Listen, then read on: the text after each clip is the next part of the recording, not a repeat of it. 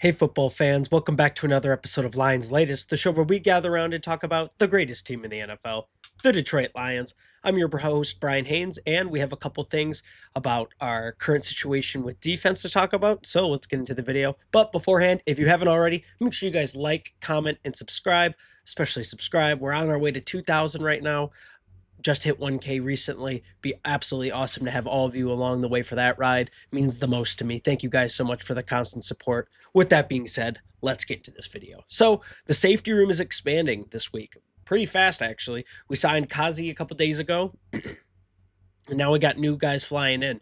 We're heading into our final stretch of the regular season, sitting at 8-5, going into week 15. We are outside looking in on the playoffs right now, but we need to be playing our finest ball we have all season if we want to have a chance to make that postseason. The safety room took a massive hit, as we know, when Brian Branch went down with the torn Achilles during the Cowboys game, especially because Kirby Joseph has been sidelined with that bone bruise for most of the season. But we finally received some clarity on that room on Tuesday. According to NFL Network's Cameron Wolfe, the Lions are signing slot cornerback Arthur Maulet back to the active roster after letting him go for a little bit. This move gives another depth piece into the secondary, but also it appears that Avonte Maddox will be sticking at safety for the foreseeable future. Maulet is back for the Lions after first joining them on October 8th when Detroit was facing injuries to DJ Reed, Arnold, and Khalil Dorsey. Arnold, of course, is now re-injured and out.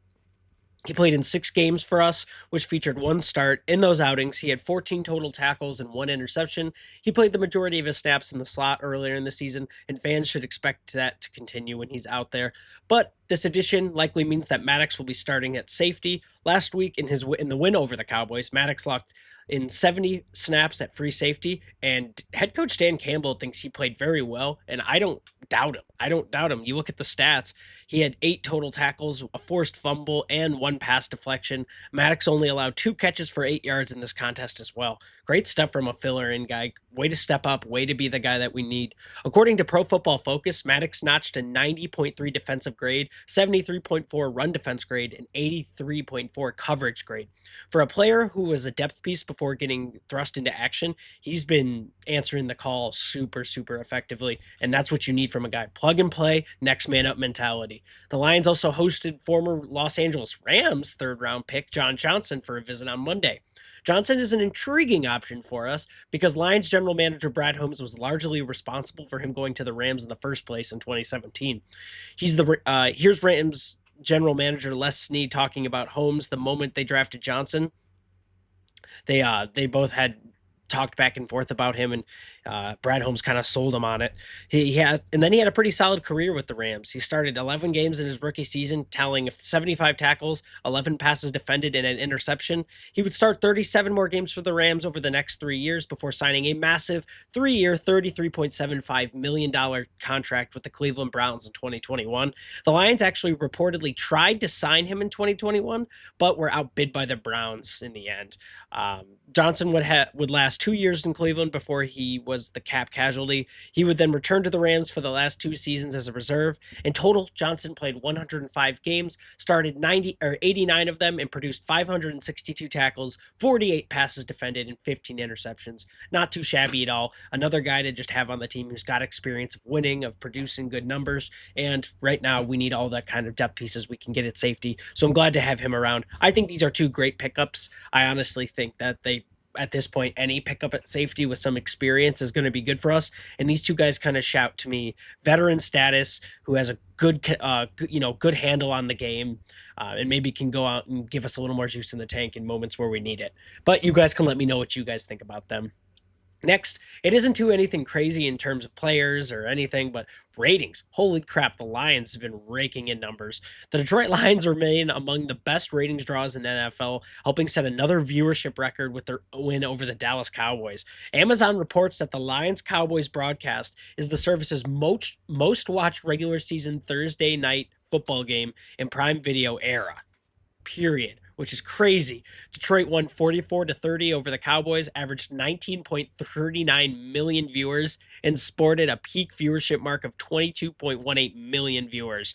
Now, none of that should really surprise anyone because the stakes and the teams that were involved in this game, it just kind of made it one of those much must-watch scenarios. Two games fighting to stay alive in the postseason, two high-powered offenses, one team that's kind of on a bad streak, one team on a good streak, and it kind of flip-flopped in this game. Really fun game to watch, and definitely seems like one of those scripted scenarios.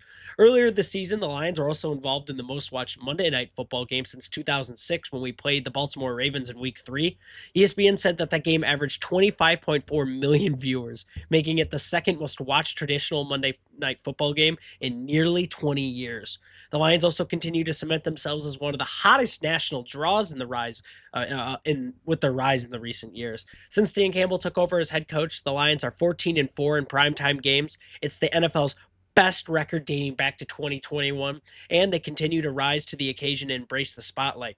Their next chance to get some of these notable ratings we've been talking about comes on Christmas against the Minnesota Vikings in the Netflix game. It's a 3-game slot, and I'm sure we're going to be on there, or I'm sure that we're going to be one of the higher rated games on there.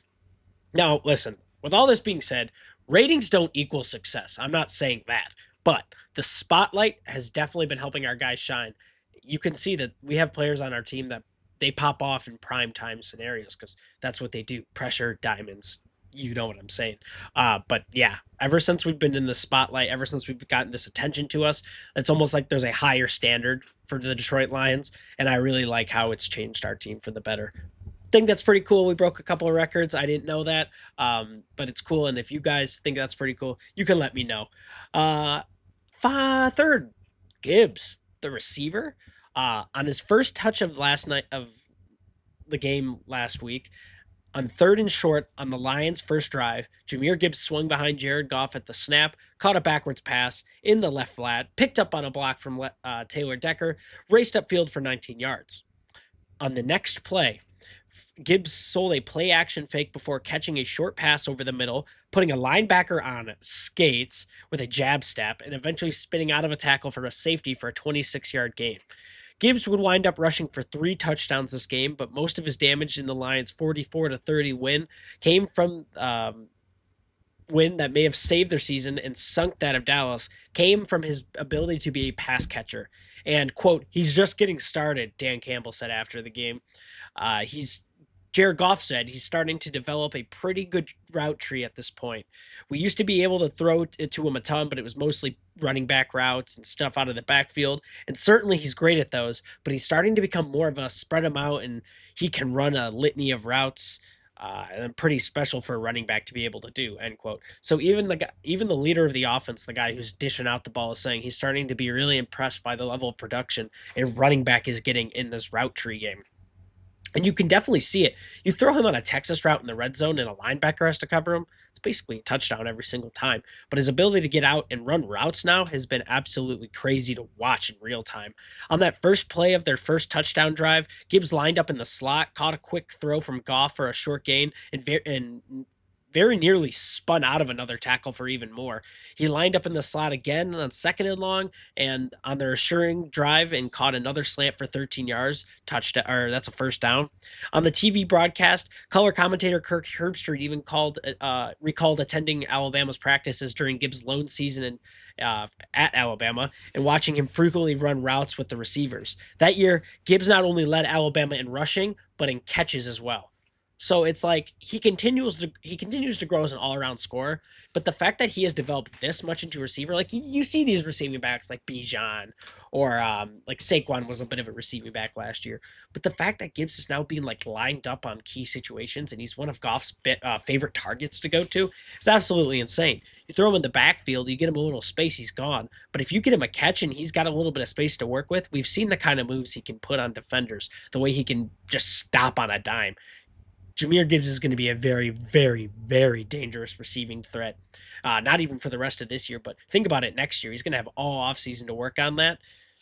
He'll be dangerous. As long as the treads stay on the tank, I can see Jahmyr Gibbs getting better as a runner and getting way better as a receiver. He's already led the team in catches and receiving yards in some of the games this year alone. So don't be surprised if you see something crazy from Jahmyr Gibbs. But I think he's off to a fantastic start. And Dan Campbell thinks so too. Now, just a couple of your comments. Carrie Mikic says, in my honest opinion, the most important part of the game comes down to pass protection for Goff. In the main bull rush of the defensive line, Reeder, Williams, and McNeil must bull rush on the consistent basis for the pressures. Yeah, I think honestly, we have seen not a lacking defensive line, but definitely not the production we thought we were going to get from them, especially with Hutch coming back. I mean, it's always 100%. I don't think he's 100%. That's just my opinion. But yeah, a lot of these other guys have been having to kind of pick up some slack in the sack game. And I think if we are going to beat the Rams, then Matthew Stafford is going to have to get treated like a veteran quarterback this game, and we're going to have to get hands on him. I absolutely think you're right. I also think it comes down to keeping Jared Goff protected because we see what happens in games when he's not. Thank you for your comment, Carrie Schmickich. Appreciate it. Ken Button, and I love this comment, said, "This is the type of game where Dan Campbell gives every player +2 to their stats. King Leonidas will, quote, bring more men than them," end quote, I think. And I'm usually pessimistic with much hope. But in this game, this is about more than wins and losses. This shit is personal to the team and to the coaches and the GM. I say walk into their house and show them a fight they haven't seen all damn year. Dude, we got to get you in the locker room pregame. You got me fired up, man. Yeah, no. It does kind of seem like one of those games where a lot of Lions fans and just football fans in general are kind of like, this game is not looking pretty. This matchup's not looking fun. And then for some reason, we just go in there with all the confidence in the world, all the fire in the world that a team could have, and we just do stuff that we haven't seen our team do since playing the Ravens. But remember, we thought the Ravens were going to be like number one in the league, and we've seen what's happened there. So we need to do that again, but against a team who has been a number one level team in the league. Yeah, absolutely. This has to be a game where Dan Campbell gets the fellas fired up. This has to be a game where we get momentum running early. But I think if we're able to do that and the guys play more fired up than the Rams do, they want it more. It could be down to a scenario of just who wants it more. And I'd love to see the Lions come out on top with that because we know how they tend to play when it comes to grit. So thank you for your comment, Ken Button. With that being said, we are out of time today in this episode. Thank you so much for watching this episode of Lions Latest. If you made it to this point in the video, tell me what your opinions are on the safeties we have signed, and if you have any more news or facts on them that would make their case more better for me or for any viewer who's a Lions fan. Make sure you guys like, comment, subscribe, hit the bell so you never miss a single video here. Enjoy the rest of your day, and I will see you in the next video.